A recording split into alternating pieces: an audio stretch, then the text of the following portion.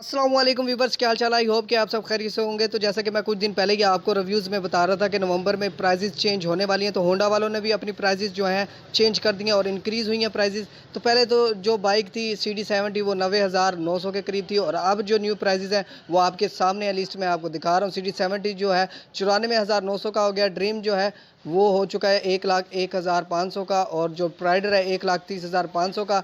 CG125 जो है 1,52,500 का, जबकि ये पहले जो है 47,000 कुछ का था और अब जो है स्पेशल एडिशन मिलेगा आपको 1,82,000 का पूरे का। और CB125F जो है 2,18,500 का और CB150F की बात की जाए तो 2,73,500 और जो स्पेशल है वो 2,70,500। तो जैसा कि मैंने आपको ऑलरेडी बताया था कि नवंबर में जो है प्राइसेस चेंज हो जाएंगी और चाइनीज़ बाइक की भी जैसे जैसे प्राइसेस चेंज होंगी मैं आपसे शेयर करता जाऊंगा।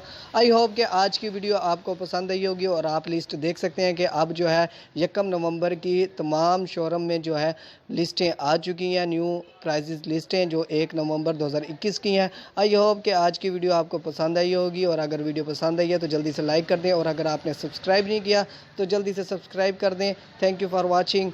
अल्लाह हाफिज़।